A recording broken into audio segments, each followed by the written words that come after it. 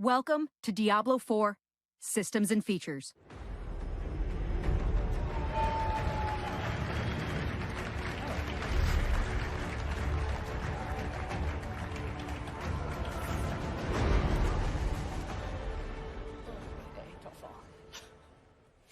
Welcome everybody to Diablo IV Systems and Features panel. I hope everybody's here to hear about our systems and features. That is the only deck we have, so that's what you get. All right. My name is Tim Ismay. I am a senior producer on the Diablo IV team. I have a moderate amount of knowledge about all the things we work on, not to worry. I have a collection here of experts that have deep knowledge of all the things that we work on, so they will be talking more than I will. David Kim here is our lead systems designer. Next person down, we have Angela Del Priori. She's our lead UI designer. Next to her is Zaven Hartunian. He is our lead dungeon designer. All the way at the end there is Joe Shelley, lead game designer. Now, we have a ton of stuff to get into, so I'm going to jump right into it and hand this over to David Kim. Cool, thanks. First, I want to say thank you for coming to our panel. Thank you for tuning in, and thank you for all the questions that you've submitted so far. Let's get right into classes. So as you can see up on the screen, these are the three classes we just announced: the Sorceress, the Barbarian, and the Druid. So let's talk a little bit about each of these classes. The Sorceress is the Master of Magic. She is your fragile caster class that deals high magical damage from a distance. So as you can see, there's a good mix of returning skills as well as brand new skills. One of my favorites is this Conduit skill. Whenever you use it, you're invulnerable, you'll deal damage, and you can teleport as much as you want during the duration. I also want to talk about the chill mechanic in Diablo IV. Whenever the Sorceress uses cold magic to attack enemies, she applies chill to the target's hit, making their movement speed slower and slower, and if you apply enough chill, the enemies get frozen completely. So let's check it out in this video. It should be coming up soon. She will be using her Frost, Bolt, and Blizzard skills to chill and then freeze the enemy, as you can see. The Barbarian is one of the main classes that everyone thinks of when they think Diablo, and of course, he's back. If you like constantly jumping around and charging around the battlefield while dealing heavy physical melee attacks, of course, this will be the class of your choice. Again, this is the Barbarian that you know and love, but also he has some brand new things about him as well. One of these things is the Arsenal system. This system allows the Barbarian to equip 4 weapons, 2 two-handed weapons and 2 one-handed weapons, allowing him to use more item affixes than any other class in the game, and also he can equip more legendaries than any other class in Diablo IV.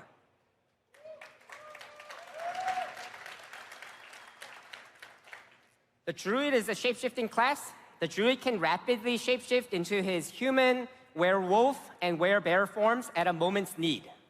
So let's check out how that works. So as you can see, whenever you use a werewolf skill, you instantly transform into that form. And whenever you use a werebear form, you instantly transform into that form. When you use your earth or storm spells, you instantly transform back into the druid form. So one of the reasons why I think this is so cool is because you can tie specific mechanics to the moment you transform. So for example, one of the talents, it says something like, whenever you shapeshift into a werebear form, you gain damage reduction for a few seconds. So not only can you pick the specific bonuses that you want, you also control the exact timing when you activate these bonuses. So you have that full control, and that's what I think is so cool about the rapid shapeshifting.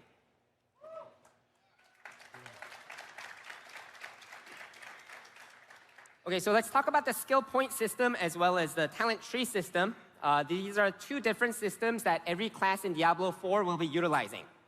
The goals for these are to have an increased sense of power progression during level up, as well as great player choice and customization.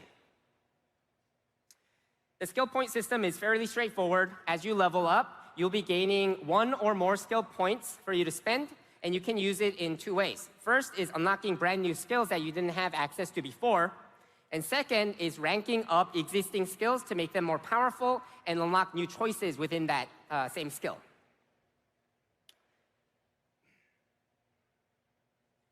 Another way you can get skill points in the game is to find these skill point tome items, and then you can use those items to have access to more skill points. For the talent tree, this is an example of the Sorceress's talent tree. Each tree is unique to that class, so this is just one example of one of the classes. So you work your way from top to bottom, making yourself more powerful as you go down the tree. And not only that, you will be able to make very specific playstyle choices to your liking, so you'll have that full customization option. And of course, at the bottom of the tree are the strongest talents in the game. This is one of 6 that the sorcerers can choose from. And it's a fairly simple one, but we have a lot of choices ranging from simple to more complicated playstyles. So this one increases the lightning damage against enemies within melee range. So naturally, this would combo very well with a spell like Charge Bolt, and you can because it is a returning skill in Diablo 4. So let's take a look at the flow of how you go about spending points and unlocking new tiers. So as you can see, this is how the talent tree system works. And this time around, I'm going down the cold tree. So let's take a look at one of the options at the top, or at the bottom. So Endless Winter. So instead of chills leading to freeze, you gain a massive damage bonus instead. So you can kind of imagine, if I'm not going for that freeze playstyle, I can choose something like this to get a different benefit instead. So one last thing I want to mention about classes is there are even more details about skills as well as talents in the demo. So if you're here at BlizzCon, please be sure to check that out if you're interested in that kind of thing. If you're not here, then please check out the streamers streaming live from BlizzCon to learn more about classes. Thank you, and I'll hand it over to Angela for talking about all the cool stuff coming to the open world of Diablo. Okay, thanks, David. Okay, so you've checked out the classes, maybe looked at their skills and your talents, and you're about to enter the world of Sanctuary again.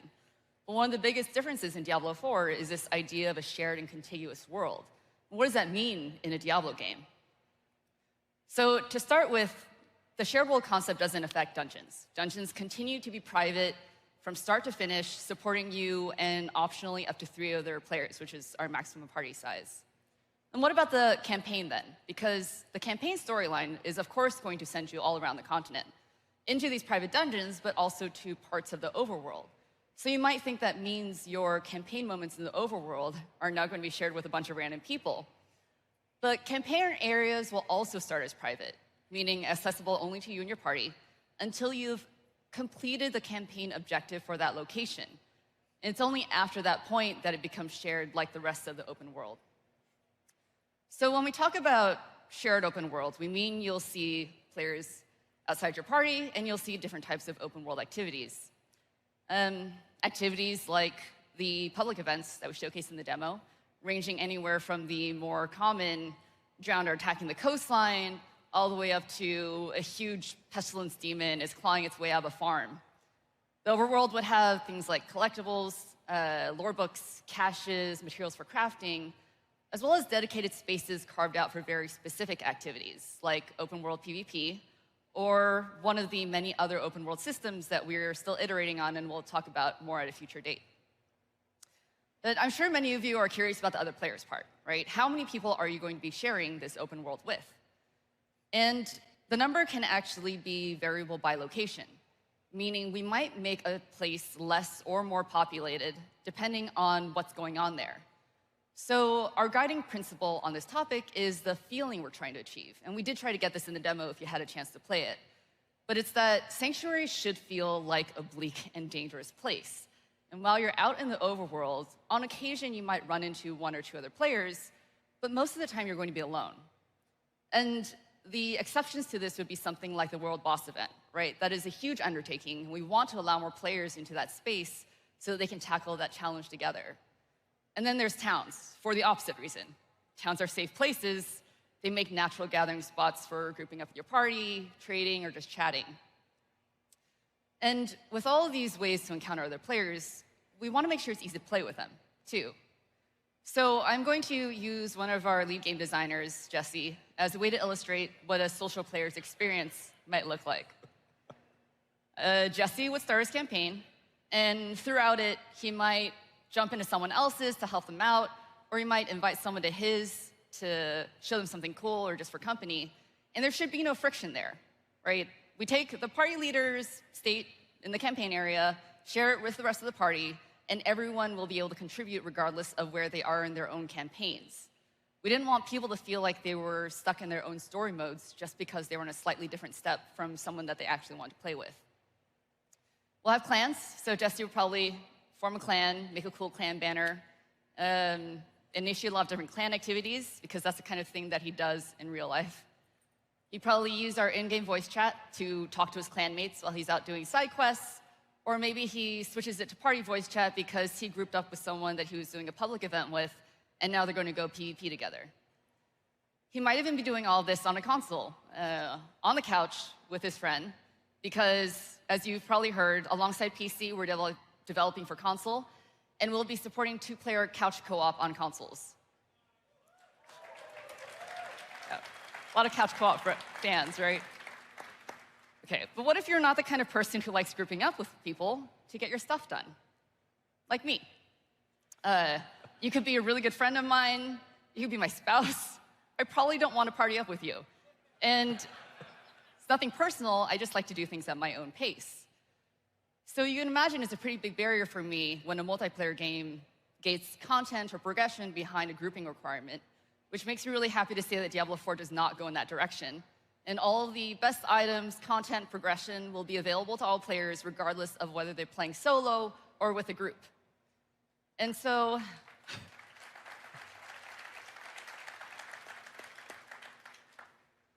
for me, the campaign is really obvious, right? I love the fact that our campaign areas are going to be private. I'm going to play through that entire thing solo. And I might join a clan, probably not participate in clan activities. I'd be more likely to engage with a clan bank system because I love crafting. But crafting gets boring when you run out of reasons to make items. So being able to donate items to my clanmates really appeals to me. I would opt to use text chat, voice chat, or sorry, I'd opt to use text chat or emotes over voice chat. And I'd still go into the overworld for things like gathering more crafting materials, probably avoid the PvP areas, and target specific events with rewards that I need. But once I'm all geared up, I'm just going to go straight into pushing those endgame dungeons, because that's where I get my private, quiet space back. And so while Diablo IV does open up Sanctuary to a lot of new shared systems,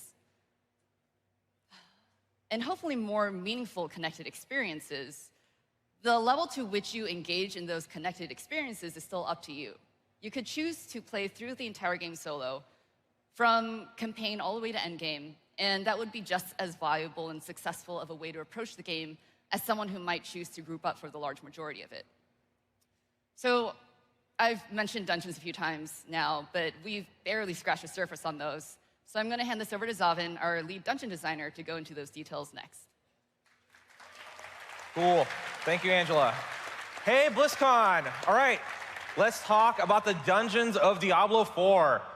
Dungeons are a foundational part of that Diablo series, right? And they're a critical part of that legacy. Randomly generated dungeons are a critical part of that.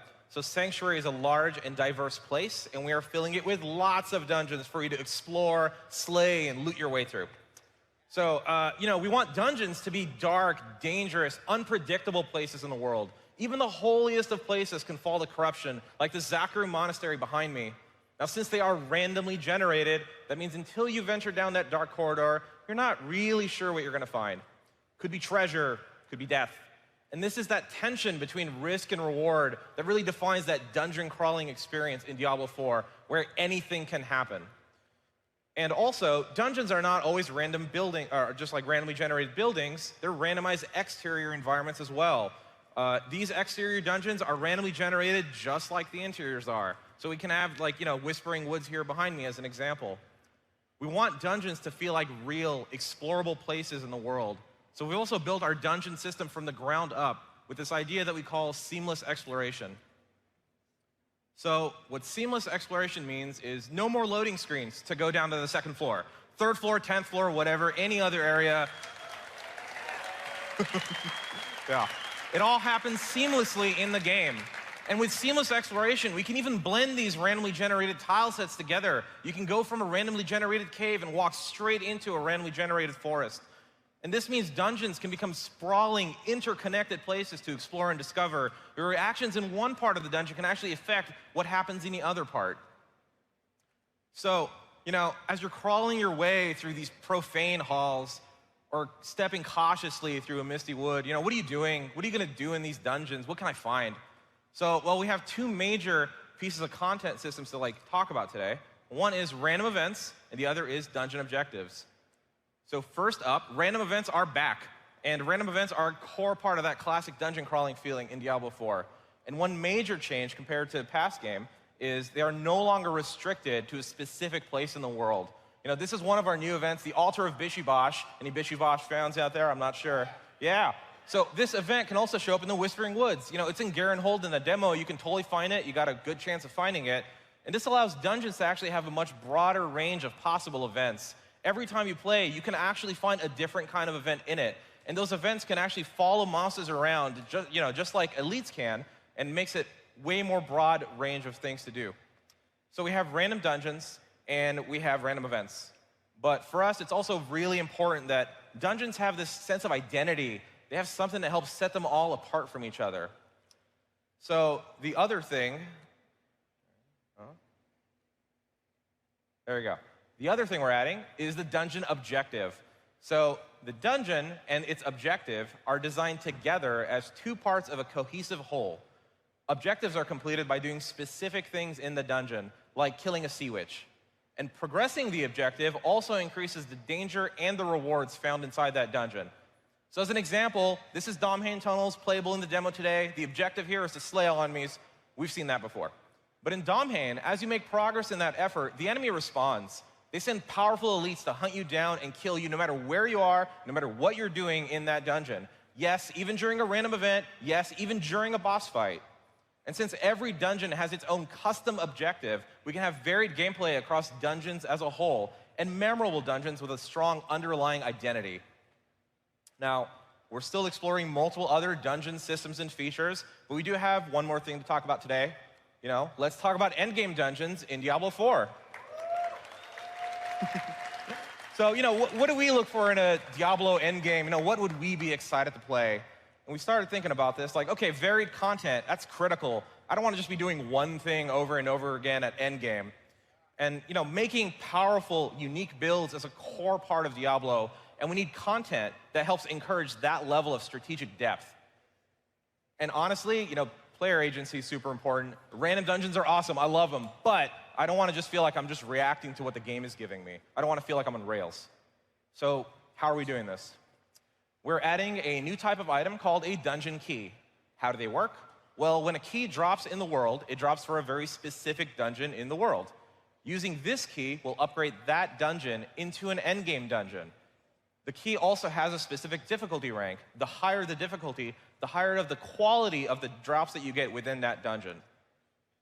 And finally, dungeon keys can roll specific dungeon affixes. Now, this is an entirely new feature. These are modifiers that increase the difficulty and complexity of the dungeons found throughout the game. They apply the affix to either the players, the enemies, the environment, or any or all three of these. So with a system like this, you can imagine an affix that says something like, all enemies are invisible unless they're in combat or something like that. Every time you walk in a room, you're not sure what you're going to find. And you can also have another affix that says there are double bosses in this dungeon. And how having both of those affixes on the same key can have a very different outcome when you're playing any of the dungeons in a game. So, let's look at an example. This is Garenhold, has Lightning Pulse. Let's see what that looks like in the game. So Lightning Pulse adds this cool pillar of lightning energy in stone that hunts down the closest player and deals damage to them. It can't kill it, you can't stun it, you cannot stop it until that dungeon objective is complete. But this is still Garenhold, the same dungeon we have playable in the demo today. It still has the same objective, you still have the same enemies, and you still have access to the same randomized content within it. Yeah. And this is how we get all three of our goals. We get varied content, right? Varied gameplay. Any regular dungeon can become an endgame dungeon by finding a dungeon key for it. And the plan is to have hundreds of dungeons in the game. We get strategic depth. The key provides a lot of information for you to plan a specific build around. You can customize your loadout, your skills, your talent, your items to tackle that specific dungeon. And we also get player agency. You can decide whether you want to use a key and upgrade a dungeon, or if you want to salvage it for crafting. And the plan is to drop lots of keys so you guys actually have exact control over which dungeons are your endgame dungeons. So we learned a lot about dungeons. Let's learn more about the monsters that you kill inside them. And for that, I'm actually going to hand it over to Joe Shelley, lead monster wrangler, really. Thank you, Donovan. So this is my very close friend, the Fallen Lunatic. I know he's my close friend because he always wants to be really close to me. But the Fallen Lunatic is a really interesting case because he's part of the Fallen family. This idea of families is really important to Diablo IV. In the case of the Fallen, the Lunatic runs forward and tries to explode. The Fallen grunts try to surround the player, while their shaman friends hang out in the back, throwing fireballs and resurrecting slain grunts. Let's take a look at another example of families in Diablo, the skeleton family. The great thing about the skeleton family is that, like the Fallen, the members of the family can work together to do something greater than they could do by themselves.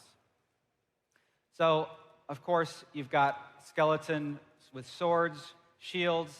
The shield skeletons can stun you, while two-handed axe skeletons bring down their axe on your head. You've got crossbow skeletons who are firing from the middle distance. And in Diablo IV, you've got my personal favorite, the skeletal ballista.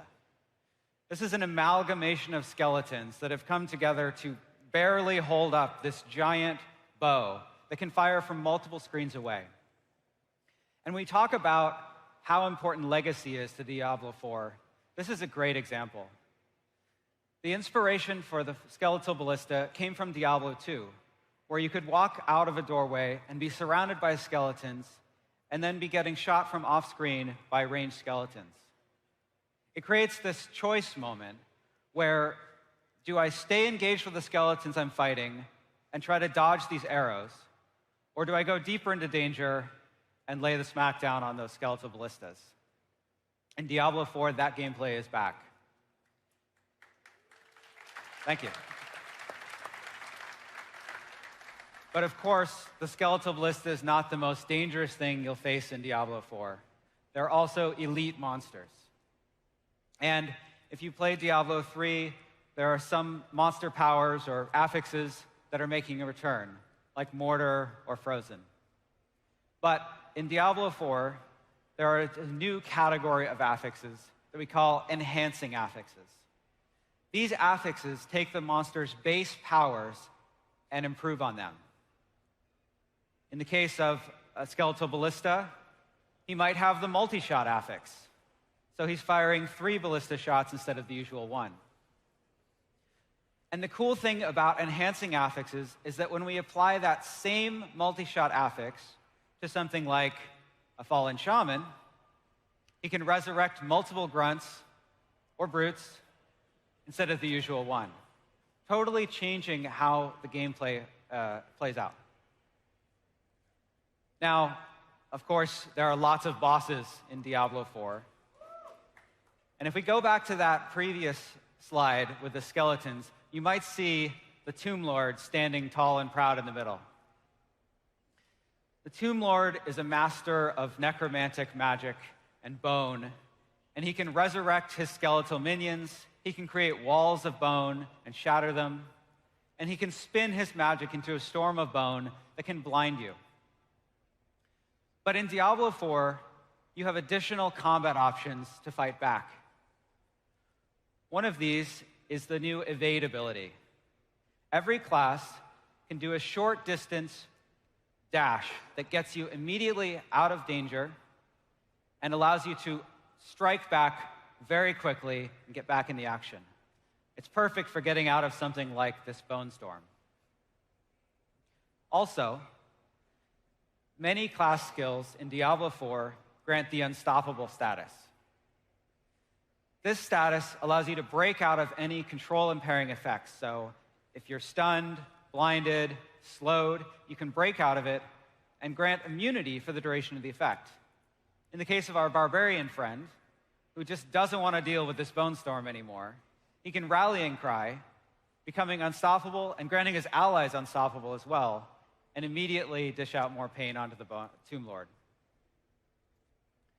Now, if you've had a chance to play the demo, you may have seen this one, this demon, Ashava. This is our first world boss in the Diablo series. And it is so big that we had to pull the camera out just to frame the action and show everyone engaged with it. Ashava is a huge undertaking, and looking at some of the stats already that have come in, I see that a lot of people have fallen to Ashava. But the really cool thing about the bosses in Diablo IV, and Ashava is a great example of this, is our new stagger system. This means that you can bring your control effects into fights against bosses, like your stuns, your freezes, chills. And when you apply them to bosses, it builds up the stagger bar. When it's filled, the boss becomes staggered, and something really cool happens. I came up with that term myself. But basically what it means is, for each boss that we design, we build some unique behavior. So when you stagger Ashava, you can break off its arm blades. And this changes the whole fight, because those giant sweeping attacks that it performs are greatly reduced in their range. And areas of the battlefield that were dangerous become safer. In fact, if you stagger Ashava multiple times, you can break off both arm blades. And this changes the remainder of the fight. Now, of course, to take on something like Ashava, you're going to need some legendary gear. David's going to talk a little bit more about that.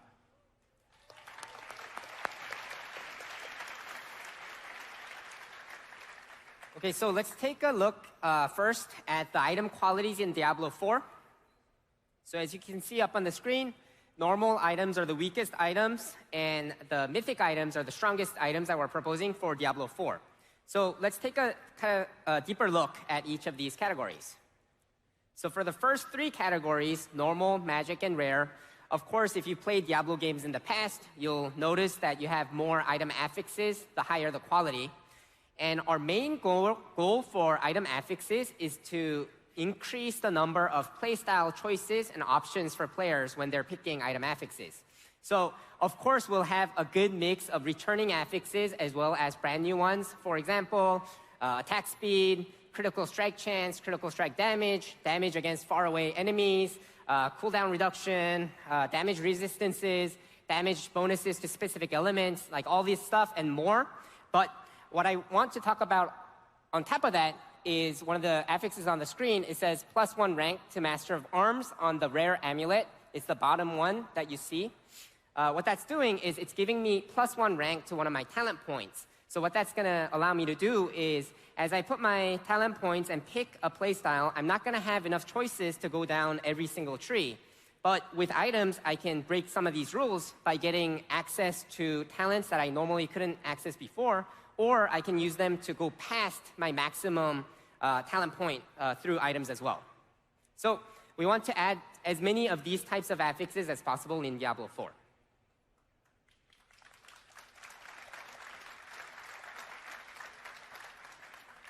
For legendary items and sets, the goal is to provide as much player choice and customization as possible when forming your end-game build. And in order to do that, the most important change in Diablo IV is to make sure that legendary items are on equal or greater power level compared to set items in Diablo IV. This way, you'll have that full customization of picking every single slot which specific legendary power you want to use. So, So let's take a look at a simple example of customizing your playstyle through one specific simple skill in Diablo IV, as well as items that only modify that specific skill. But of course, we'll have a wide range of legendaries in the game. So this is Teleport. As you can see, pretty straightforward. You teleport to the target location, like you just saw. Say you are struggling on the defense, then you can pick something like this up. Every time I teleport, I gain damage barrier. And this one, whenever I teleport, I create this rift on the ground. Whenever I stand in it, I gain increased critical strike chance. This next one, I can use teleport as much as I want now. It has no cooldown, but it's random, and I need mana to use it. And this last one, I can cast damaging lightning nova whenever I teleport. So let's check that out. So pretty straightforward. Let's try to equip the one that lets me teleport as much as I want. And now I've kind of turned my mobility skill into a damaging skill at the cost of it being a little bit random. And I just want to stress once more that not all legendaries will work so specific to one skill. We'll have a wide range of skills ranging from legendaries that are generic and good for every type of build, legendaries that are good for specific categories of skills, and legendaries such as the ones that you see here. And finally, mythic items are the strongest items in Diablo 4. They're equipped limit 1, but they have 4 legendary powers on them. This is a simple example of a Barbarian legendary, or Barbarian mythic amulet. So you can look forward to more info coming in the future on the mythic items. And there are runes and rune words in Diablo 4. How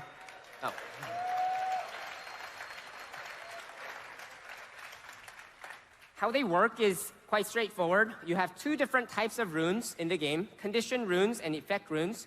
You can take any condition rune, combine it with any other effect rune in the game to form a rune word.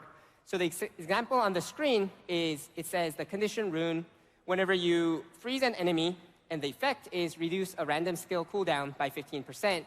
And as you can see from the item, I have formed my rune word.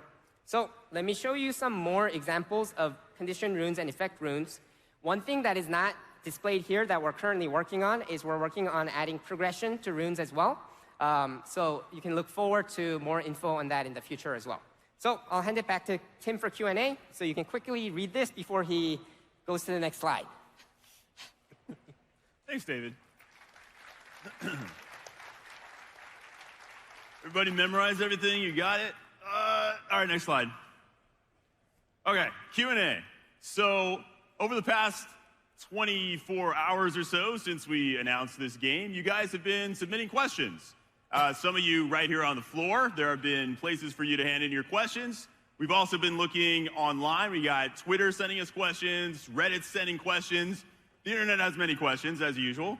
I have taken a list of some of the most asked questions that we got, and now I'm going to ask our panel. So, starting right in, one of the most common ones that we got, a lot of people want to know about monetization or business model or how do I buy this game? So, question of how do I buy Diablo 4? I will divert that one over to Joe Shelley. Thanks. So, of course, it's very early days here, but what I can confirm is that we will sell a base game and expansions. And I can also confirm that we will not sell power.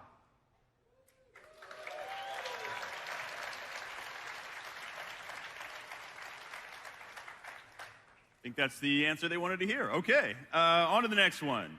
All right, lots of questions here we saw from various sources. Customization of my build. People want to know, am I only customizing my build through the legendaries that I choose, or are there other options? That seems like a good question for David Kim. Yeah, so customization is one of the main biggest goals in Diablo 4. So of course, we'll have more options outside of just legendaries. So for example, I talked a little bit about the skill point system. As you put points into the specific skills, they will unlock brand new things. For example, the Unstoppable that Joe talked about, it doesn't appear from rank 1 of that shout. But as you rank it up, new parts of the skill are unlocked, brand new components are unlocked, as well as the power goes up. So that's one example. On the talent tree side, you can check it out in the demo to get a feel of where we're at currently. But the hope is, even if 2 players are going the same sort of build, say like we're both going a lightning build, then we have enough choices within the talent tree system for us to make our kind of adjustments that cater specifically to me and to the other person, right? And then on the item side, item affixes, we of course want to have even more choices and even more playstyle choices specifically. So we're going to be looking for opportunities to add as much customization as possible across the board. Awesome. All right, diverse answer. On to the next one. All right, so we got a lot of questions along the lines of, will I be able to solo in this game? But also, will it support a full offline mode? Tricky question. I'm going to send that one to Angela. So we are not going to support an offline mode, but as I said before, nothing in Diablo 4 is going to require partying up. You can play solo, and dungeons are private, and campaign quest areas will remain private. Okay. Solo, some amount. Offline, not the case. Next question we had. Okay, we saw a million questions about trading. We have people asking, is there trading? Some people in the audience agree. They want to know, is there trading? They want to know, how is it implemented? How does it work? Is it like D2? Is it like D3? I will send this difficult question to Zavin. Thank you. So, our underlying philosophy here is we think it's the best when you can kill a monster and get loot that way. So we want to make sure, for, whatever we do, we kind of respect that part of Diablo. It's core to Diablo. But with that in mind, we also do want to allow trading. So our current strategy is this, and it's still early days, so we really want to hear your feedback on this in particular. So the idea is that we have kind of 3 different types of tradable item, so to speak. So there is a class of item, a bunch of items that can always be traded no matter what, freely. I can give it to Angela, she can give it to David, he can give it to Joe, so on and so forth. And then we can also have a class of items that are tradable one time. So I have an item, I use it for a year, and then I'm like, I don't want this item anymore, and I give it to Angela, but now she can't trade it anymore. It's bound to her. So things that can only be traded one time. And then we're also thinking that probably the highest quality, most powerful things in the game, especially in that area, there should be items that you can't trade at all, that you have to earn yourself, that you have to go do those endgame dungeons, kill monsters, et cetera, get that loot. So, cool. So you can kind of see, just like with these very simple kind of gradient of things and options here, where we kind of do the cutoff of when does something become a one-time trade or a never trade, we have a lot of flexibility there. And we're going to be listening to you guys and kind of getting that feedback as well. So please let us know what you think. Cool. Complicated answer, but the important part at the tail there, let us know what you think. So if you have opinions on that, make sure they're coming our way. You can yell at us, that's one way, but it's even better if you go online, talk about it. We're going to be reading that. All right, next up. All right, big question around PvP. We mentioned that it's going to be in the game. People are curious, though, what does that do to balance? Are we going to have separate rules for PvP? Is this going to affect the balance of the PvE experience? That is a tricky question. Perfect for David. Yeah, so we're trying to, it's a great question, I think, because many people must have noticed that we have the same sort of skills, same talents, and same items in both PvP and PvE. So I guess that's the natural question that you would ask, right? But our goal is to have enough choices and options available for players. And what that means, I think, is the best skills, the best talents, and the best items in PvP will be very different from the set of skills, items, and talents in PvE that are the best. So I think, so the current plan is to make sure to locate issues as they arrive and strategically make the right tuning choices to make balance good in both formats, right? So every balance problem is so different, so we'll have to see what the problem is and then fix it that way, but we will have enough tuning knobs across these 3 systems to be able to balance tune properly. Okay. All right, next big one from the internet. They really wanted to know legendaries. These are important to the game, but has varied a bit across the different Diablos of how they drop. How common are they going to be? Some people even commented, is it going to be like D3, where they basically fall from the sky? Good question. Legendaries, how much are they going to drop? How big are they in my loot? Joe, can you answer that for us? So legendaries will not rain from the sky in Diablo 4. And when you're playing through Diablo 4 and you're playing harder and harder content, you're going to be getting better and better items.